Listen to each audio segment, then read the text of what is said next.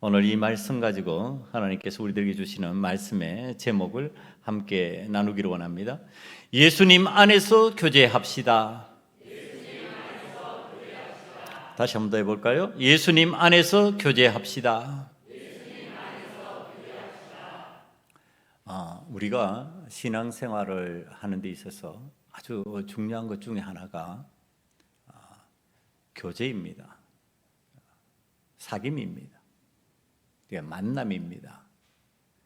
이 사귐, 교제, 만남이라고 하는 이런 의미의 내용을 신앙생활에서 왜 중요하게 생각할까? 신앙생활을 하는데 이것이 왜 필요할까? 그냥 나 혼자 잘 믿으면 되지. 그렇게 생각할 수 있는데 그것이 아니라는 것을 오늘 말씀이 가르쳐 주실 것입니다. 우리가 예수님을 잘 믿는다고 하는 것은 예수님 안에서 좋은 교제를 이루어 간다는 뜻입니다. 그러니까 세상에서 교제하는 방식과 같지 않은 교제를 가르쳐 주실 거예요. 세상에서 사귀는 사귐과 같지 않은 것. 그렇기 때문에 거기에서 어떤 은혜의 흐름이 있고요. 거기에서 하나님의 사람들이 살아가는 삶의 방식이 나옵니다. 그것을 잘 할 수 있어야 교회가 교회다워지고 신앙인이 신앙인다워지고 하나님께서 기뻐하시는 삶으로 살아갈 수 있습니다. 그러니까 교제를 잘못하면은 하나님께서 원하시는 신앙생활을 잘 할 수가 없습니다. 하나님 기뻐하시는 믿음의 사람으로 사는데 실패하게 됩니다. 그래서 오늘 예수님 안에서 교제하자고 하는 이러한 계시의 말씀을 저와 여러분이 함께 들을 수 있기를 원합니다. 오늘 보면은 성경에 그들이 이 말을 듣고 이렇게 표현이 됩니다. 그럼 이 어떤 말을 들었느냐? 우리가 사도행전을 지금 쭉 해오고 있으니까 이 말이 무슨 말인지 알고 있습니다. 사도행전 2장 36절의 말씀을 보면은 그게 무슨 말인지 알 수 있습니다. 그런즉 이스라엘 온 집은 확실히 알지니 너희가 십자가에 못 박은 이 예수를 하나님이 주와 그리스도가 되게 하셨느니라 하니라. 그러니까 사도 베드로가 이걸 얘기했거든요. 너희들이 죽여 없애버리고 싶어 하면서 십자가에 매달고 비참하게 죽였다고 생각하는 그 예수님을 하나님께서, 너희들이 믿는 하나님께서 주와 그리스도가 되게 하셨다. 자, 이걸 사도 베드로가 얘기한 거죠. 이 얘기한 내용을 듣고 어떤 현상이 일어났느냐 하면은요, 마음에 찔려 그랬습니다. 사람들이 마음에 찔림을 받은 거죠. 이 찔림을 받았다고 하는 뜻이 무슨 뜻이냐 하면은요, 원래의 뜻을 찾아 들어가 보면 때리다, 격하게 찔러서 관통하다, 실신시키다, 이런 강한 의미가 있습니다. 그러니까 지금 마음에 누가 쿵 때린 것처럼 충격을 받은 겁니다. 누가 칼을 찌르듯 지금 나에게 충격적인 현상이 생긴 겁니다. 그러니까 지금 베드로의 설교를 듣던 사람들이요, 이 베드로의 설교를 들으면서 충격을 받고 있는 거예요. 찔려서. 그 충격이, 아니 우리는 십자가에 못 박아야 되는 줄 알고 박아버렸고, 그래야 우리의 정당성이 생기는 줄 알고, 그래야 우리가 믿는 하나님을 잘 믿는 줄 알고 그랬는데, 그 우리가 믿는 하나님께서 그 예수를 주가 되게, 그리스도가 되게, 구세주가 되게 만들어 주셨다. 이게 이제 충격인 겁니다. 굉장히 강한 충격을 받는 거죠. 그러면 지금 이런 충격을 받는 것은 성령께서 지금 베드로의 그 설교 속에서 역사하기 때문에 그렇습니다. 예수님이 예언하신 대로 요한복음 16장 8절에서 11절을 보면은 예수님이 말씀하신 내용입니다. 그가 와서 예수님에 관한 말씀입니다. 그가 와서 죄에 대하여, 의에 대하여, 심판에 대하여 세상을 책망하리라. 죄에 대하여 하면 그들이 나를 믿지 아니함이요. 지금 이 말씀을 따라서 예언하신 말씀대로 성령께서 찔림을 받게 하시는 거죠. 그러니까 여러분, 말씀을 듣다가 마음에 찔리면 그것이 은혜인 줄 믿습니다. 마음에 찔림이 오면요, 그게 내게 은혜예요. 그 찔림의 현상이 있으면 성령께서 내 마음을 지금 충격을 받게 하시는구나. 충격을 받아서 방향을 돌리라고 그러는가, 생각을 바꾸라고 그러는 거구나. 지금 그렇게 받아들여야 되는 겁니다. 지금 이 베드로의 설교를 듣는 사람들은요, 예수 그리스도를 이 땅에 보내신 하나님의 그 은혜를 은혜로 깨닫지 못했어요.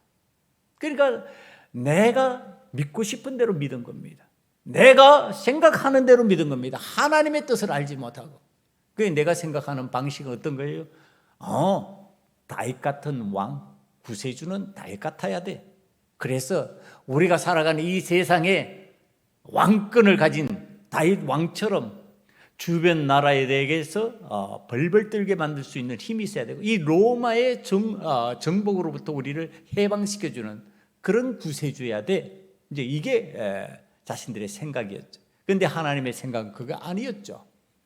십자가 위에서 죄인의 모습으로 죄를 지은 우리들의 죄를 해방하기 위해서 죽으시고, 그리고 3일 만에 부활하시는 그 부활의 능력을 보임으로 인하여서 죄 가운데 해방된 부활의 승리를 우리에게 은혜로 베푸셨는데, 그걸 은혜로 깨닫지 못한 겁니다.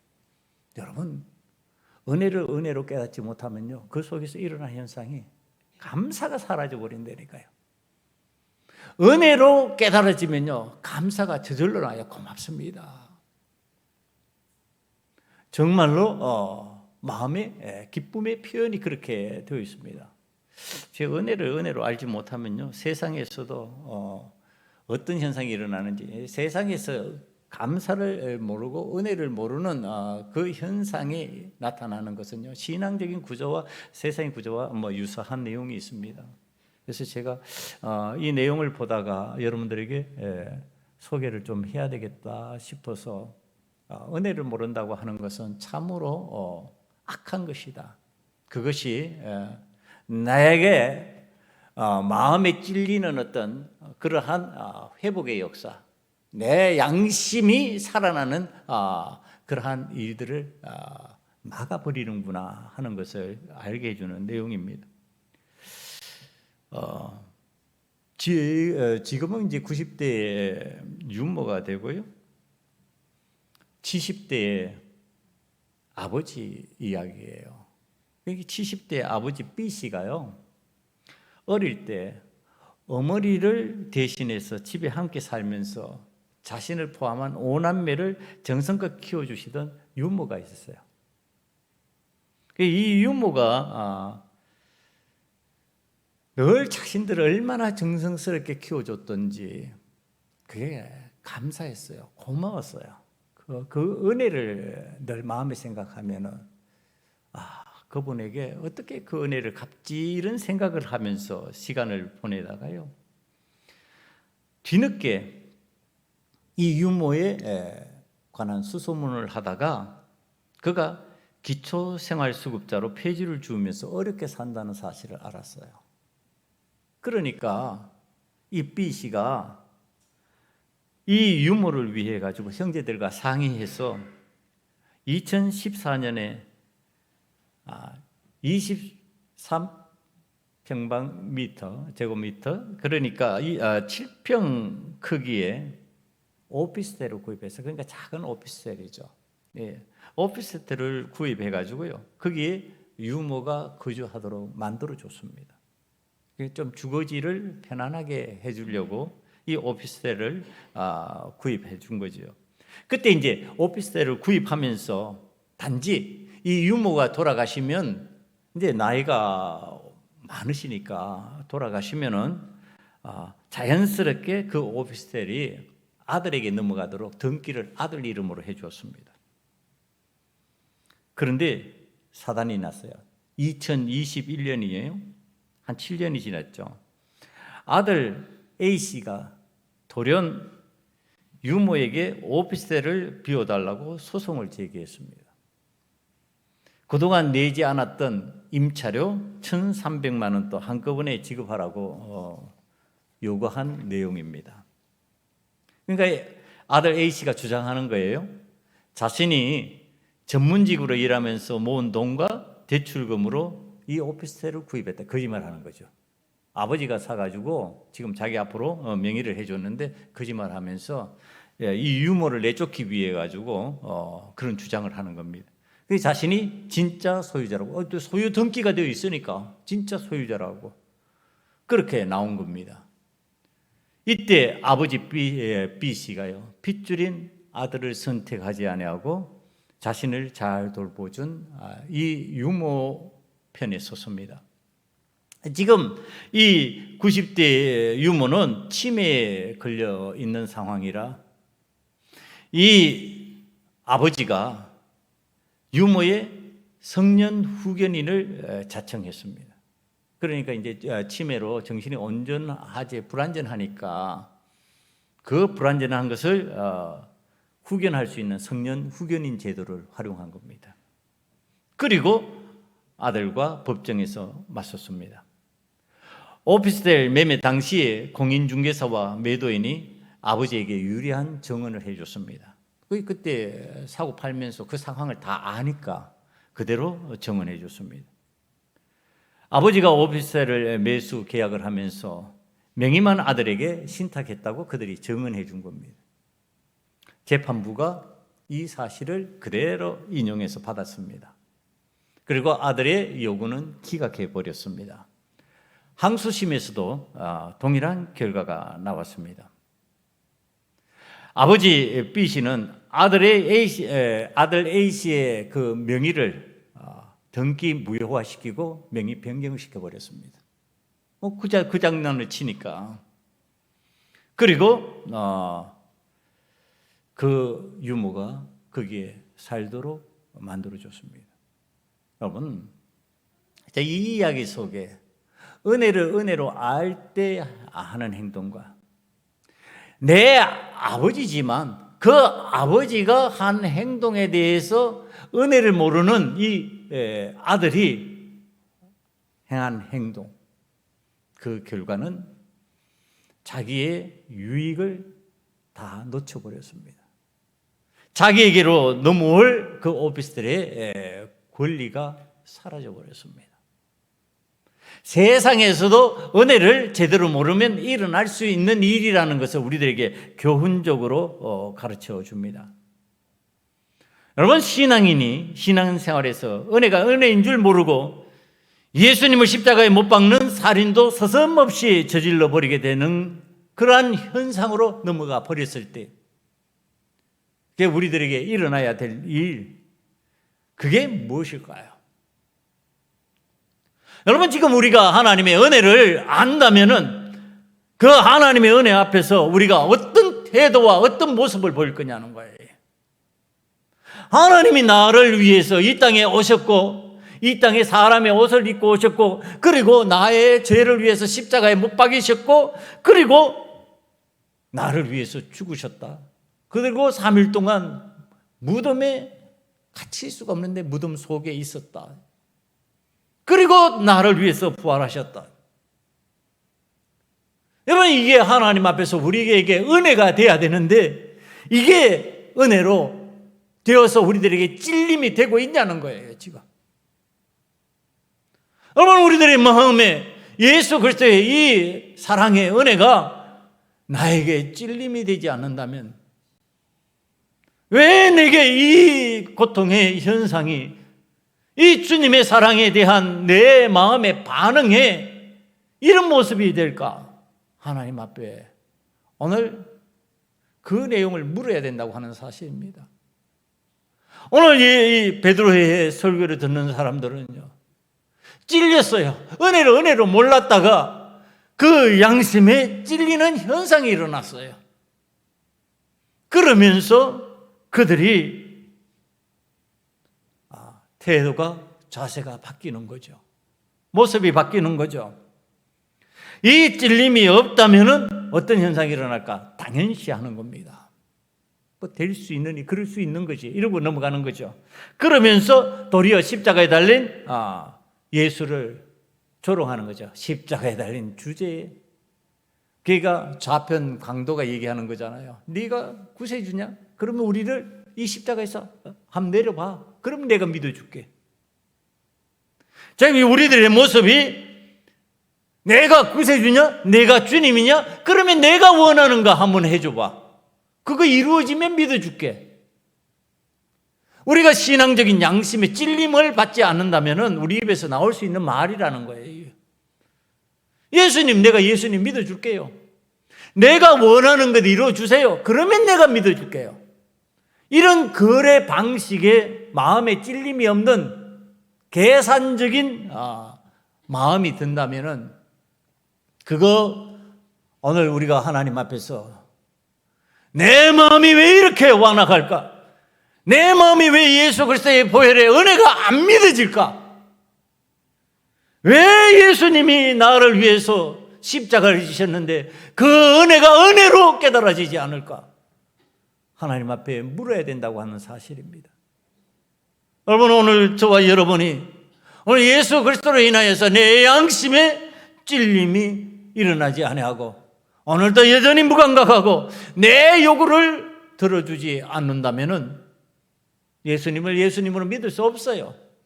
이렇게 말하고 있다면 오늘 그 내용을 하나님 앞에 내려놓는 저와 여러분이 되기를 간절히 축원합니다. 하나님 앞에 그 내용을 내려놔야 되는 거죠. 자, 이제 마음의 찔림이 오는 사람들을 향해서 베드로가 말합니다. 마음이 찔려 형제들아 우리가 의할꼬.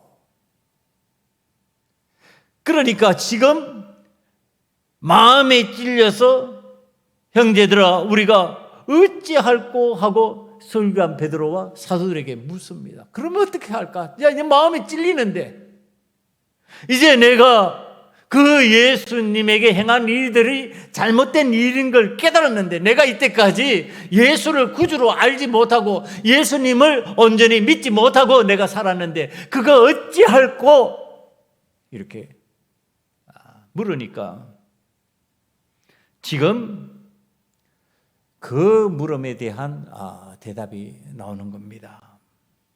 여러분, 오늘 우리들이 신앙생활을 하면서 내 마음의 이 상태를 어찌할꼬 하고 자꾸 자기의 마음을 내어놓는 게 필요합니다. 우리들의 신앙구조, 생활구조, 삶의 구조, 주님의 은혜에 깨닫지 못했던 내 어리석음, 주님의 은혜를 알면서도 살아가는 내 삶의 방식, 이 잘못된 삶의 방식에 대해서 우리의 입에서 나와야 될 말, 이거 어찌할꼬? 여러분, 이 어찌할꼬라고 하는 소리에 담겨 있는 의미, 이걸 가르쳐주는 내용이 사도행전 16장 27절 이하에 등장을 합니다. 내용은 보니까요, 사도 바울과 실라가 옥에 갇혀 있는 상황에서 하나님의 영이 역사하셔서 옥이 진동을 합니다. 이제 초자연적인 현상이 일어나죠. 옥이 진동을 하면서 옥문이 열려버립니다. 저절로 열리고 죄수들이 차고 있던 이 착고가 풀려버립니다. 그러면서 자유의 몸이 되는데 이 상황을 간수가 알았어요. 간수가 그 상황을 알았습니다. 그러니까 그 상황을 안 간수가 어떻게 하려고 그러냐면 27절이죠.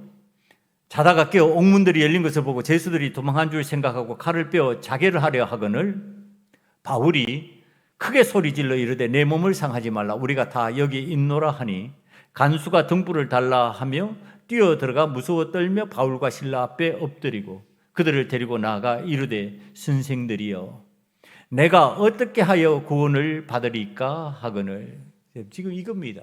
내가 어떻게 할까요? 어찌할꼬? 내가 어떻게 해야 될까? 지금 이게 이제 죄수들이 도망가는 게 당연한데 도망가지 않고 머물러 있고 지금 그렇게 머물러 있어서 나를 살려준 것이 이것이 은혜라고 생각하는 거죠, 지금. 그러니까 이때 내가 이런 일을 경험하면서 이것이 은혜인데 내가 어떻게 반응해야 될까? 그러니까 사도 바울이 말합니다. 주 예수를 믿으라. 그리하면 너와 내 집이 구원을 받으리라. 여러분, 오늘 우리들이 하나님 앞에서 내게 어떤 은혜의 역사, 은혜의 사건들이 일어났음에도 불구하고 그 은혜로 깨달지 못하면요 어찌할꼬 소리가 안 나와요. 그러나 은혜가 깨달아진다면 어찌할꼬 하는 소리가 나오게 돼 있고요. 안 나와도 어떻게 해야 될까? 안 나와도 어찌할꼬 해야 된다고 하는 사실이에요. 이게 저절로 안 나오는데 내 스스로 억지로라도 어찌할꼬 하고 자꾸 물어야 된다고 하는 사실이에요. 이게 저절로 은혜 받으면 나올 수 있는 소리가 뭐냐면은 내가 지금 이렇게 살아가는데 이 삶의 구조 어찌할꼬, 내 이 완악한 마음 어찌할꼬, 내가 하나님의 뜻대로 살지 못하는 이 삶의 구조 어찌할꼬, 이렇게 되는 것이고요. 내게 지금 말씀을 들으면서 그 마음이 안 와요. 안 오는 마음 갖고 어찌할꼬 해야 된다는 거예요. 그러니까 지금 우리들 구조 속에요 반드시 필요한 단어 중에 하나가 이 어찌할 겁니다. 여러분, 하나님 앞에서 회개하는 사람이 반드시 갖는 단어는 어찌할 거예요. 그러나 내 앞에서 회개가 안 나와요. 그럼 회개하는 심령이 돼야 되는데 회개하는 심령으로 들어가려면 어떻게 하냐면 안 나옴에도 불구하고 어찌할 거예요. 왜 나는 이렇게 안 될까? 어찌할 거. 왜 다른 사람은 은혜 받는데 나는 은혜 받지 못해서 어찌할 거. 다른 사람은 예수 잘 믿고 구원의 큰 기쁨이 넘치는데 나는 왜 구원의 큰 기쁨이 넘치지 않으니 어찌할 것. 사랑하는 성도 여러분, 저와 여러분은 하나님의 은혜 안에서 어찌할 것 하는 자가 될 수 있기를 간절히 축원합니다. 안 된다면 안 돼도 어찌할 것 있는 자가 되기를 간절히 축원합니다. 여러분, 되면 좋은 것이고요. 안 되면 억지로라도 어찌할 거 해야 된다. 이게 이제 신앙적인 구조 속에서 필요한 일이에요. 자, 사도 바울이 지금 어찌할 거 하는 그 사람에게 주 예수를 믿으라. 그리하면 너와 내 집이 구원을 받으리라 그러고 가르쳐 줬죠. 이 사도 바울이 자기의 상황을 얘기합니다. 자기의 상황을 얘기하면서 어찌할 거 했던 그 순간이 있었음을 고백하는데요. 그게 사도행전 22장 4절 이하에 나옵니다. 내가 이 돌을 박해하여 사람을 죽이기까지 하고 남녀를 결박하여 옥에 넘겼노니, 이게 무슨 얘기냐 하면은 사도 바울이 처음에 예수님을 바깥에서 바라봤어요. 예수님 속으로 들어와서 바라보지 않고 바깥에서 예수를 바라보니까 주변에 있는 다른 사람들이 말하는 예수를 그냥 받아들인 거예요. 그러니까 그는 구세주가 아니야. 그 십자가에 못 박히는 게 당연하고 그를 믿는 사람들조차 죄인으로 취급하는 게 마땅하다 생각하고 그렇게 다뤘었어요. 그래서 오늘 또 다메섹으로 가다가 거기에서 부활하신 주님을 만난 겁니다. 그래서 나타나는 말씀이 10절입니다. 10절로 넘어갑니다. 내가 이르되 주님 무엇을 하리까? 주께서 이르시되 일어나 다메섹으로 들어가라. 내가 해야 할 모든 것을 거기서 누가 이르리라 하시거늘. 내가 이르되 주님 무엇을 하리까? 주님 어찌하오리까? 이렇게 지금 묻고 있는 거예요. 무엇을 하오리까? 내가 어떻게 해야 됩니까? 지금까지 내가 하는 게 맞는 줄 알았습니다. 내가 하는 게 옳은 줄 알았습니다. 그런데 이것이 아닌 줄 지금 깨달아집니다. 내 양심에 찔립니다. 그러니까 이제 무엇을 해야 될까요? 이거 어찌하면 좋겠습니까? 방향을 트는 고백입니다. 여러분, 사도 바울 같은 대사도도 이와 같은 시절이 있었다고 하는 사실. 저와 여러분이요, 오늘 예수님 앞에서 이와 같은 고백을 다 할 수 있는 조건이 갖추어져 있는 사람들이라고 하는 사실을 여러분들의 눈으로 깨닫기를 원합니다.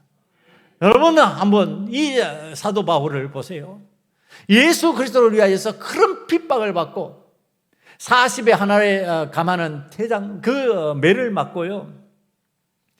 옥에 갇히기도 여러 번, 배가 파산하여서 죽을 뻔한 거, 돌로 맞기도 하고 별의별 일을 다 당하면서도 예수 그리스도의 복음을, 구원의 복음을 전하였던 이 사람조차도 어떤 일이 있었다고요? 예수님의 은혜에 대해서 몰랐던 시절이 있었다, 그 얘기를 하는 겁니다. 예수님의 은혜가 은혜인 줄 몰랐다. 그러다가 예수님을 다시 만나고 나서 어찌하오리까, 무엇을 하면 좋으리까 하고 묻는 사람이 됐다. 그러면 오늘 우리도 마찬가지라는 얘기를 하는 겁니다. 누구나 다 예수님 앞에 나와서 무엇을 하오리까, 내가 이때까지 잘못 알고 잘못 행동하고 잘못 살아온 내용들을 바꾸기를 원합니다. 구도를 바꾸기를 원합니다. 방향을 바꾸기를 원합니다. 그 어찌하오리까가 나올 수 있다라고 하는 사실을 가르쳐 주는 겁니다. 사도 바울 같이 그렇게 강팍하게 행동하던 사람도 바뀌어졌는데, 여러분과 제가 예수 그리스도 앞에서 그렇게 바뀌어질 수 있는 은혜가 넘치지 않을까?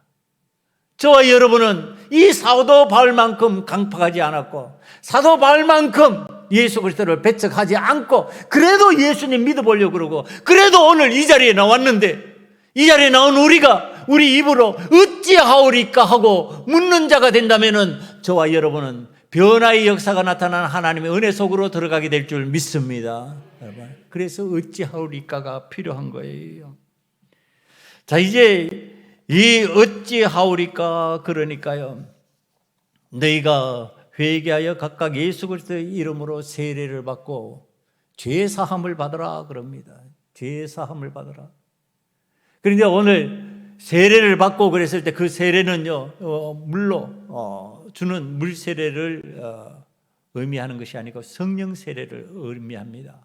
성령께서 임하셔서 너희들이 죄 사함을 받고서 성령께서 임하셔서 성령의 인도하심을 받는, 성령의 선물을 받고 성령의 은사를 가지고 살아가는 사람이 되어라. 그러니까 어찌할까 하고 하나님 앞에서 자신을 돌아보면서 탄식하며 회개하는 사람이 되면요, 죄 사함의 은혜가 임하면서 성령의 세례가 임하고, 성령의 세례가 임했을 때 그에게 하나님의 은사들이 나타난다. 여러분, 하나님의 은사를 받고 싶습니까? 여러분들이 하나님 앞에서 성령 충만의 은혜가 임하시기를 간절히 축원합니다. 은사가 성령 충만한 가운데 임하는 거죠. 그 성령 충만의 은혜가 임하면은 이제 이 소식을 듣는 모든 사람들이 누구나 다 예외 없이 세상 모든 사람들이 하나님의 은혜 앞에서 변화의 역사를 체험하게 되는데요. 그 변화의 역사가 뭐냐? 이제 찬송하는 겁니다. 수긍하는 겁니다. 아멘하는 겁니다. 뭐야 아멘요? 베드로의 설교에 아멘하는 거예요. 하나님의 말씀에 아멘하는 거예요. 그러니까 지금 죄사함의 은혜로 성령의 역사를 체험하고 성령의 은혜 가운데 속으로 들어가는 하나님의 사람이 되면은 그에게 나타나는 게 뭐다? 하나님의 말씀이 들리면 아멘 한다는 거예요. 전에는 부동의하는 거죠. 동의할 수 없어요. 고개를 흔들던 사람이 고개를 끄덕이는 사람으로 바뀌어지는 겁니다. 저와 여러분은 오늘 하나님의 은혜 앞에서 죄사함의 은혜를 받고 성령을 선물로 받는 하나님의 자녀가 되므로 하나님의 말씀에 고개를 끄덕일 수 있는 자가 되기를 간절히 축원합니다. 하나님 앞에서 고개를 끄덕이며 아멘 아멘 할 수 있는 사람이에요. 그 아멘 아멘 할 때 이게 내 뜻대로 내 생각대로 하는 게 아니잖아요. 성령께서 인도하시는 대로 이제는 주님께서 가르쳐 주시는 대로 내가 살겠습니다에 동의하는 거예요. 이 동의하는 숫자가 보니까 3,000이라고 표현이 되어 있어요. 3,000명. 그러니까 일시에 3,000명일 수도 있겠지만은 예수 그리스도의 복음에 관한 소식을 들은 사람이 날로 늘어나서 3,000명이 되었다. 이런 이제 표현일 수 있습니다. 그러니까 지금 3,000이나 지금 예수 그리스도의 이 은혜 앞에서 아멘 아멘 하면서 그 말씀을 수긍하고 동의하는 사람으로 바뀌어졌다요. 전에는 거부하고 아니라고 고개를 흔들던 사람이 고개를 끄덕이는 사람으로 바뀌어졌다. 지금 그러면은 그 아멘하고 찬동하며 이제는 주님께서 가르쳐주시는 삶의 방식대로 내가 살아보겠습니다 하는 사람들에게 가르쳐진 내용이 무엇일까? 그 내용을 보니까 이제 오늘 제목에 연결된 내용이 나옵니다. 그게 무엇이냐? 42절을 한번 볼까요? 그들이 사도의 가르침을 받아 서로 교제하고 떡을 떼며 오로지 기도하기를 힘쓰니라. 지금 세례를 받고 성령의 인도하심을 따라 사는 사람들이 지금 그들의 삶에서 나타난 게 뭐냐 하면은요, 사도들의 가르침을 받았어요. 사도들이 가르치는 것을 이제 수긍하면서 따라가기 시작하는 겁니다. 따라가면서 그 내용을 실천하는데 뭐 했냐? 서로 교제하고 떡을 떼며 오로지 기도하기를 힘썼다. 이 세 가지를 하는 거예요. 서로 교제했다. 자, 이게 이제 예수 안에서의 교제예요. 여러분, 오늘 이 내용이 하나님 앞에서, 주님 앞에서 우리가 어찌할꼬 하고 자신을 돌아보고 찔림을 받던 사람이 지금 예수 그리스도의 복음을 듣고 내가 살아온 삶의 방식에 관한 변화를 원하는 사람들이 어찌할꼬 하다가 지금 그 마음에 죄사함의 은혜를 받고 성령의 세례를 받으면서 일어나는 일이에요. 그게 아멘하고 따라가는데 뭘 가르쳐 주느냐 하면 베드로가 교제하는 방식을 가르쳐 주는 거예요. 교제하는 방식. 그 교제하는 방식이 어떨까? 세상에서는 교제할 때 주로 뭐가 등장합니까? 세상 교제를 보면은 내가 세상 교제하는 방식으로 많이 안 살아왔으니까 잘 몰라요. 그런데 이렇게 살펴보면요, TV 프로그램에 나오는 내용 보면요, 항상 거기에는 뭐가 있어요? 술이 있어, 그죠? 세상 교제는 술이 있어. 주님을 모시기는 모시는데 세상에는 술주자 주님 모시고요. 우리는 예수 그리스도 주님을 모시는 줄 믿습니다. 교제의 방식이 이제 다르죠. 주가 들어가기는 들어가는데 하나는 술이 주가 되는 것이고 하나는 주님이 주가 되는 교제를 하는 거죠. 그러니까 세상의 교제는 뭐가 없으면 안 돼요? 술이 없으면 안 되는 겁니다. 그래서 술이 중심이 되는 교제를 하는 거예요. 그리고 지혜에서 몽롱한 가운데서 교제하는 교제가 좋은 교제인 줄 아는 거예요. 그러나 우리는 주님 모시고 말짱한 정신으로, 맑은 정신으로 정말 내가 무엇을 해야 될까 깨달아야 되는 그 정신으로 지금 교제하는 거죠. 그런데 그 교제 속에서 여러분 어떤 방식을 얘기냐면 떡을 떼며 이렇게 교제한다고 그랬어요. 떡을 떼면은 다음 주에 부활주일이 되면 우리가 떡을 떼는 교제를 할 겁니다. 이게 성찬이에요. 성찬이 뭐냐면 예수 그리스도를 기념하는 떡을 떼는 겁니다.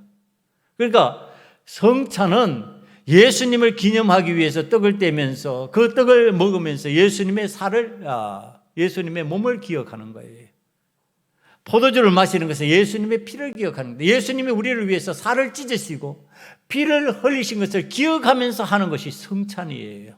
그래서 성찬은 세례받은 사람만이 할 수가 있습니다. 세례자만이 할 수 있습니다. 육적인 세례를 받은 사람, 그러니까 물 세례를 받은 사람들이 하는 거예요. 그래서 지금 성찬이 떡을 떼매가 있고요. 그 다음에 또 떡을 떼는 게 있어요. 이게 뭐냐면 애찬입니다. 여러분, 오늘날 교회에서 점심 식사하는 게 애찬입니다. 이게 사랑의 떡 나눔이에요. 자, 세상에서 못 먹던 사람도 여기에는 제한이 없어요. 들어와서 똑같이 먹을 수 있어요. 여기에는 부자라고 더 좋은 거 내놓고 먹지 않아요. 목사라고 더 좋은 것 차지하고 먹지 않아요. 장로님, 권사님, 집사님이라고 또 따로 떼놓고 먹는 거 아니에요. 제가 우리 교회에 처음 와서 따로 식사하는데 아주 즐겁을 했어요. 그게 얼마나 모순된 것이고 잘못된 것인지 모르는 거예요.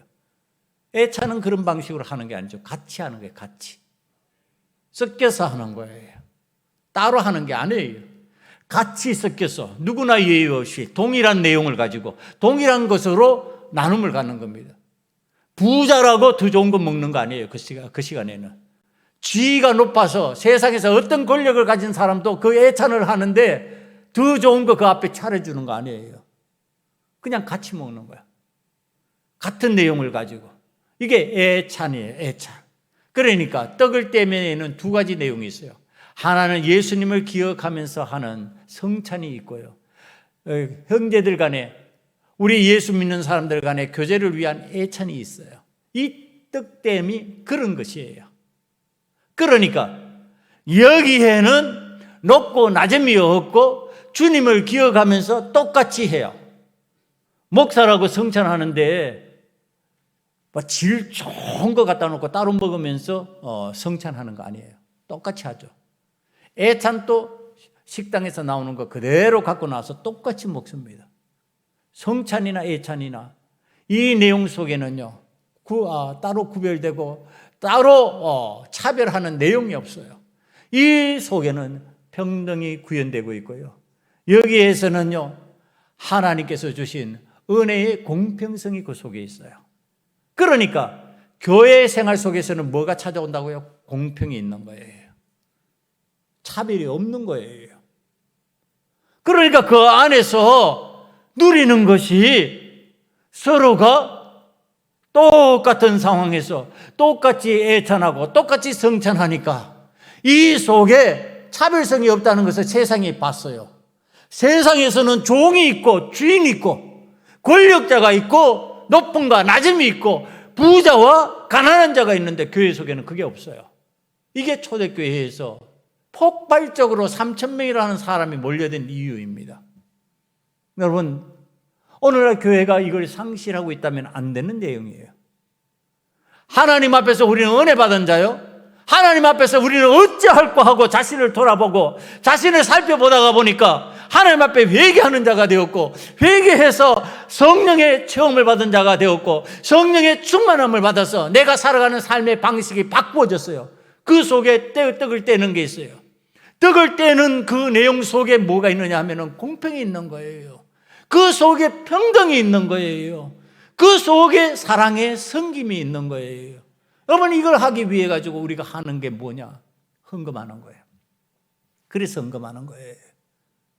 여러분, 이 헌금이 어떤 다른 목적보다도 이런 나눔을 위해서, 이런 공평함의 은혜를 위해서, 우리 교회가 아무리 어려워도 멈추지 않는 것, 구제하고 선교하는 것은요, 작지만 해요. 교회 재정 상태가 얼마나 힘들고 어려워지는 지경으로 간다 해도 이건 멈추지 않아요. 왜? 이걸 하나님의 은혜로 우리들이 떡을 떼매 이 방식 속에 속하는 것이니까. 이게 교제예요. 그러니까 우리가 섬김을 통해서 가난한 자들과 교제하고 있는 거예요. 저 먼 곳에 있는 이방인들과 우리가 교제하고 있는 거예요, 영적으로. 여러분, 오늘 우리가 하나님 앞에서 교제하는 것이 무슨 세상에서 술 취해가지고 몽롱한 가운데 내 이익을 추구하기 위해서, 내 욕구를 충족하기 위해서 교제하는 그 방식을 왜 교회가 받아들이려고 하냔 말이에요. 여러분, 교회가 가지고 있는 이 교제의 방식을 세상에 알려주고 세상에 나눠줄 필요가 있다고 하는 사실. 그러려면 우리 스스로가 하나님 앞에서 애찬과 성찬을 잘하는 사람이 되어야 된다는 뜻이에요. 내가 할 수 없는데 어떻게 그것을 가르쳐주고 그것을 보여주느냐 말이에요. 오늘 우리가 하나님 앞에서 저와 여러분이 애찬과 성찬에 능한 자가 되어서 교제의 떡을 제대로 나누는 자가 되기를 간절히 축원합니다. 러시아에 지금 간첩 혐의를 받은 사람이 선교사라고 그러죠. 복음 전하기 위해서. 그러니까 그리스도인이 타켓이 된 겁니다. 그 사람이 어떤 일을 했어요? 힘들고 어려운 사람들, 북한 노동자들 탈출시키고 돕는 역할을 했어요. 그러면 이게 교제입니다. 교제하는 가운데서 이루어지는 일이에요. 그것을 갖다가 막아버리면은요, 이게 이제 세상적인 것이죠. 세상의 이치는 그렇게 하는 게 유익을 따라 하기 때문에 못하게 하는 거죠. 자, 너 이런 일을 하면은 이런 고통 당해, 그러고서 힘들게 만들어버리는 겁니다. 여러분, 우리 교회가 하나님 앞에서 그래도 은혜로 감당해 나가려고 애쓰는 게 있어요. 이 교회 공간을 이웃에서 필요하다 그러면은 섬기는 장소로 제공을 합니다. 교회가 매년 김장철이 되면요, 교회 김장과 함께 더불어 김장을 해서 주변에 먹고 싶어하는 우리 한국 사람이 한국 김치 담은 거 먹고 싶어 하시는 분들에게 나눕니다. 교회가. 그리고 매년 거의 연탄 구제를 합니다. 여러분, 이런 일들이요, 떡을 떼매의 내용 속에 있는 거예요. 교제의 내용 속에 있는 거예요. 여러분들이 그들을 직접 만날 수 없는데 그런 성김을 통해서 교회가 만나는 구조로 여러분들을 인도하고 있는 겁니다. 그 속으로 들어가는 거예요. 제가 이단들의 그 장소를 보면요, 이단 교회들이 그들이 만들어 놓은 것이 하나같이 어마어마하고 어리어리한 궁궐입니다. 그렇게 만들어 놓고 그 속으로 특혜를 주는 것처럼 몇몇 사람들을 선별하게 하고 자꾸 그것을 갖다가 구별하고 떨궈져 나가게 만들어 버립니다. 여러분, 그러나 교회는 그렇지 않습니다. 교회는 평등입니다.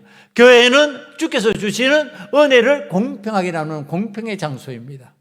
그러기 위해서 하나님 앞에서 나만 더 사랑받기를 원하는 것, 그거 잘못된 것이다.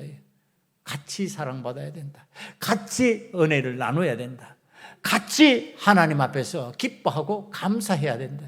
사랑하는 성도 여러분, 오늘 하나님 앞에서 제대로 된 교제가 저와 여러분에게 있어서 우리 교회의 그 교제가 온 세상으로 퍼져나갈 수 있기를 간절히 축원합니다. 그 다음에 이 교제의 내용 속에요, 떡을 떼면서 하는 게 있어요. 기도에 힘쓰는 거예요. 여러분, 교제를 하면서 이 기도가 얼마나 중요한지 몰라요. 교제라고 하는 것은 오늘 말로 그런 친교적인 의미만 교제라고 자꾸 받아들이는 건 세상 방식이에요.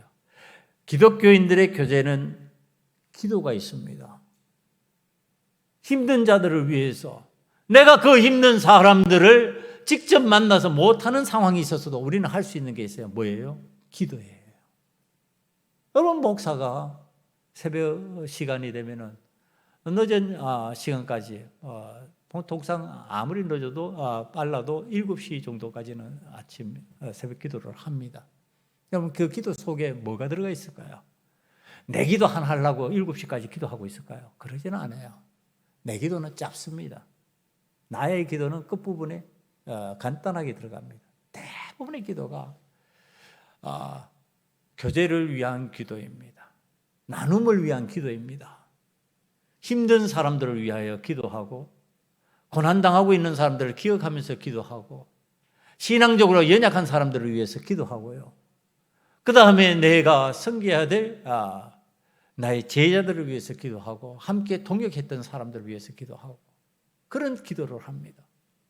여러분, 이게 얼마나 귀중한 성령 안에서의 교제인 줄 모릅니다. 나는 힘이 없고 나는 연약해서 그들과 온전히 동행할 수 없지만은 나의 기도를 통해서 누가 동행하고 계십니까? 하나님의 영이 그들과 동행하는 줄 믿습니다. 내가 하나님 앞에 간구함으로, 내가 하나님 앞에 기도함으로 인하여서 하나님께서 이 기도 들으시고 동행하여 주실 줄 믿고 기도하는 겁니다. 여러분, 우리의 기도의 내용은 그겁니다. 여러분의 자녀를 위해서 기도한다고 하는 거, 여러분들은 자녀들을 위해서 하루 정도로 같이 함께 할 수 없어요. 그러나 하나님 앞에 기도하면 하나님의 영이 그 자녀들과 동행하는 줄 믿습니다. 여러분, 여러분들의 후손들이, 여러분들의 친구들이, 여러분들의 이웃들이 나와 늘 함께 할 수 없는 대상이에요. 내 아내라 부부를 할지라도 24시간 늘 함께 할 수 없어요. 그러나 기도하면 하나님의 영이 24시간 그와 동행해 주실 것을 믿는, 이것을 통해 가지고 우리는 그와 영적인 교제를 하는 겁니다. 여러분, 기도라는 것이 얼마나 중요한지 몰라요. 오늘 기도 속에 오늘 예배가 있는 거예요. 이 예배를 통하여서 기도의 훈련을 하고 기도의 나눔을 하고 기도로 나아가야 된다는 중요성을 인식하고 배웁니다. 여러분, 이 예배도 영적인 교제예요. 이 장소에서 나 혼자 드리는 예배 아니에요. 예배는 예배 공동체예요. 함께 예배 드리는 거예요. 내 혼자 딴소리 막 내면 안 돼요. 함께 조화를 맞추어서, 화음을 맞추어서 찬양하는 거예요. 함께 하나님의 말씀을 읽는 거예요. 그러면서 함께 영의 양식을 먹는 그 시간이 예배인 줄 믿습니다. 여러분, 영적 양식을 먹는 이 예배 시간을 소홀히 하면요, 하나님 앞에서 교제가 사라지는 거예요. 하나님과의 교제도 사라지고 사람과의 교제도 사라지는 거예요. 그러니까 예배를 소홀히 하고 내가 하나님께서 원하시는 대로 살아갈 수 있을까? 없습니다. 그때 어떻게 해야 될까요? 자꾸 예배에 소홀해지고 교제하고 싶은 마음이 없어지면 내 마음속에 하나님 앞에 간구해야 될 내용이 있어요. 어찌할 겁니다. 어찌할꼬? 이것을 어찌할꼬? 왜 내가 예배에 대해서 이런 감격이 없고 은혜가 없지? 왜 하나님께서 나에게 주시는 이 감동이 없지? 어찌할꼬 해야 됩니다. 여러분, 예배를 통해서 여러분들이 회복의 역사를 체험하고요, 진정한 하나님과의 교제, 우리 형제들 간의 교제가 이루어지는 은혜를 체험하기를 간절히 축원합니다. 여러분, 오늘 하나님 앞에서 우리들이 예수님 안에서 교제하는 방식을 배웠습니다. 예수님 안에서 교제한다는 의미를 배웠습니다. 이게 교회의 교제를요, 세상의 교제와 같이 좀 만들지 마세요. 목사가 부탁하는데 왜 교회의 교제를 갖다가 세상의 개모임 하듯이 하냐는 거예요. 세상의 개모임은 뭐예요? 끼리끼리 하는 거예요. 끼리끼리 하는 게 뭐냐? 내 마음에 맞는 사람끼리예요. 어떤 사람? 돈 얼마 낼 수 있어? 액수 정하면요, 그 액수에 맞는 사람이 모이는 거예요. 이런 동호회는 내가 가진 같은 취미를 가진 사람들만 모이는 거예요. 교회는 그런 장소 아니라니까요. 여러분, 여기에는 그런 교제 나누는 곳 아니에요. 그건 세상에서 하는 방식이고, 교회는 예수님 안에서 은혜 받는 교제예요. 그 은혜 받는 교제를 통해 가지고 떡을 나누고 성찬을 하고 애찬을 하는 거예요. 거기에서 말씀 나눔을 하고 내가 받은 은혜로 끝나지 않고 당신도 같이 나의 은혜 함께 나눕시다, 이렇게 되는 거예요. 그러니까 모든 것이 나눔이에요. 저번에 구역장 그다음 예배위원들 이런 분들하고 함께 제가 훈련을 하면서 그 훈련을 하는 마지막을 갖다가 나눔으로 해봤습니다. 자, 오늘 우리가 훈련받았는데, 우리가 교육받았는데, 여기에서 여러분들이 생각나고 깨달은 것 나눕시다. 그 자리에서 표현하는 방식 다 달랐어요.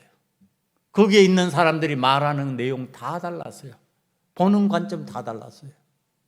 그런데 그것이 동일 장소에서 듣던 내용이에요. 그런데 여러 사람이 다른 표현 방식으로 자기의 생각을 나누는 거예요. 자기의 마음을 나누는 거예요. 여러분, 그럼 여기에서 일치가 나오는 거죠. 거기에서 연합이 나오는 거죠. 여러분, 오늘 하나님의 말씀을 나누고 은혜를 나누는 거, 이것이 떡을 떼며 나눈다는 방식하고 똑같은 내용이에요. 그것이 어떤 것이냐 말이에요. 나의 은혜로 끝나는 게 아니라 함께 은혜 받는 거, 공동체가 은혜 받는 거, 내 가정이 은혜 받는 거. 여러분, 제발 하나님의 은혜 받은 하나님의 사람들이 가정으로 들어가서 말씀 좀 나눔하기를 원합니다. 여러분들의 가정에서 가정 식구들끼리 모여서 왜 말씀 나눔 못하냐 말이에요. 얼마나 하나님 앞에서 그 나눔하기 좋냐. 거기에서 부모와 자식이 대화가 이어지고 서로의 생각이 일치를 이루어 나갈 수 있는 내용으로 바뀌어지지 않냐는 거예요. 하나님 말씀 나는 이렇게 받았습니다. 너 이렇게 받았다. 그게 왜 그렇게 받을 수밖에 없었는지 서로가 나누면은 그것이 은혜가 되고 깨달음이 되고, 그 내용에 잘못된 부분이 있으면 그때 부모가 권면하면 잔소리가 아니에요. 말씀 나눔이지.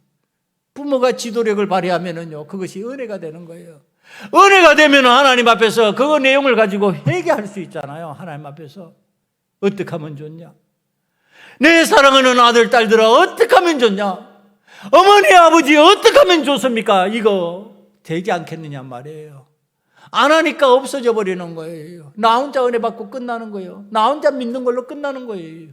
그래서 여러분, 자녀들이, 부모가 한 교회 생활하는 게 그렇게 중요한 거예요. 저는 그거 절대적으로 주장합니다. 부교육자 때부터 이거 강하게 제가 추진하던 내용이에요. 왜? 말씀 나눔을 할 수 있느냐 없느냐로 넘어가기 때문에. 말씀 나눔을 할 수 없으면요, 은혜가 그만큼 반감되어 버립니다. 말씀 나눔하면요, 내 가정이 정상적으로 갑니다. 말씀 나눔하는 가정과 안 하는 가정 한번 살펴보세요. 신앙적으로 어떻게 사는가. 말씀 나눔하는 가정은 하나님께서 원하시는 방향성을 찾아서 가고요. 말씀 나눔하지 않는 가정은요, 자기 뜻대로 자기 믿고 싶은 대로 믿어버리는 거예요. 그러면 그것이 나중에 얼마나 후회할 일이 되는지 몰라요. 저는 저희 손주하고도 말이 통하면은요, 말씀 나눔합니다. 이번 주 말씀 어떻게 받았냐? 말씀 어떻게 이해하냐? 초등학교 1학년, 2학년인데도 말씀에 관한 얘기합니다. 그러면 본인은 오늘 말씀을 이렇게 받았어요. 또 충격적인 얘기도 합니다. 할아버지, 그 쉬운 내용을 왜 자꾸 반복합니까? 이렇게 말해요. 그러면 제가 이제 속으로 뜨끔한 거예요. 여러분, 이게 초등학생이 말씀 나눔하는데 그렇게 안 되니까요. 자기는 이렇게 깨달았어요. 이렇게 하나님 앞에서 내가 이 말씀을 깨달았어요. 그런데 그 내용을 파악하고 있는 거예요. 알고 있는 거예요. 오늘 여러분들이 하나님 앞에서 그 내용을 파악하고 알 때 그의 삶의 구조가 어떻게 되겠냐 말이야. 지멋대로 살겠냐. 그러니까 학교 가면은 칭찬을 받는데 쟤는 신사라고 그런대요. 쟤는 신사입니다. 선생님들이. 진유는 신사예요. 선생님들마다 하는 얘기예요. 그러니까 하나님의 말씀을 받고 사니까요. 엄마가 한 번은 화가 나가지고 그거 그렇게 할 수 있냐 그러니까 엄마 화가 나겠지만 그렇게 표현하면 안 되는 거잖아. 왜요? 이게 말씀에서 깨달아지니까 그렇게 부딪힘이 오는 거예요. 여러분, 오늘 우리들이 똑바로 살아라. 하나님의 앞에서 그것을 갖다가 그렇게 강조하는데 그것이 어떤 방식이냐 말이에요. 말씀 나눔이 되면은 저절로 된다니까요. 그런데 그걸 안 하면은요, 잔소리해야 되는 거예요. 잔소리하니까 내 육성으로 하는 거예요. 내 육신의 생각으로 지혜로 하는 거예요. 그러니까 여러분들 가르치는 위치에 있는 분들, 부모님들, 앞에서 분들, 여러분들 나눔을 할 수 있는 자가 되기를 간절히 축원합니다. 그 속에 말씀 나눔이 들어가 있으면 정말 좋다. 하나님께서 이렇게 가르치셨다. 주님께서 이렇게 말씀하신다. 그러니까 이렇게 살아보자. 이 나눔을 할 수 있을 때 여러분들과 저는요, 예수 안에서의 정상적인 교제, 그 은혜의 교제를 통하여 가지고 이 땅이 회복되고 여러분의 가정이 회복되고 교회가 온전히 회복되는 은혜의 역사가 나타날 줄 믿습니다. 이 시간 우리 함께 하나님 앞에 기도하기를 원합니다. 하나님, 예수님 안에서 교제할 수 있도록 도와주십시오. 예수님 안에서 어찌할꼬 외치면서 회복의 역사가 임하게 만들어 주십시오. 이 시간에 다 같이 기도드립니다. 아버지 하나님 앞에서 예수 안에서의 교제가 이루어지기를 원합니다. 회복의 역사가 나타나기를 원합니다. 어찌할꼬 하고 탄식하며 하나님의 음성을 듣기를 원합니다. 아버지 하나님의 말씀이 가정마다 나누어지게 하시고, 아버지 하나님 우리들이 교회 안에서 아버지 공평을 체험하게 하시고 평등을 체험하게 하시고, 아버지 하나님의 교회 안에서 자유함의 은혜를 체험하게 만들어 주시옵소서. 아버지 하나님께서 도와주시고 하나님께서 저희들에게 성령으로 체험하시는 이 능력을 따라서 하나님 앞에 회복의 역사를 체험하는 저희들 되게 만들어 주시옵소서. 예수님 안에서 교제할 수 있도록 도와주신 아버지 하나님, 이제 우리가 우리의 입에서 어찌할꼬 외칠 수 있는 자가 되기를 원합니다. 아버지 하나님, 우리는 습관적으로 적당히 아버지며 되는 대로 예수를 믿은 삶의 모습이었다면 이제는 그것을 내려놓기를 원합니다. 그리고 하나님 앞에서 계속해서 어찌할꼬 묻는 자가 되고, 그리하여서 성령 충만의 은혜 속으로 들어가는 자가 되기를 원합니다. 예수님이 우리의 구주라고 확신하는 믿음 속으로 들어가기를 원합니다. 아버지는 그 속에서 영적인 교제가 이루어지기를 원하며, 아버지의 육신의 교제가 성령 안에서 은혜롭게 아버지 하나님께서 주시는 방법으로 이루어지기를 원하오니, 아버지의 회복의 역사, 아버지 하나님께서 주시는 은혜의 역사가 이 교제 속에서 이루어지게 만들어 주시옵소서. 아버지 하나님께서 오늘도 저희들에게 가르치심을 감사하며 예수님 이름으로 기도드리옵나이다. 아멘.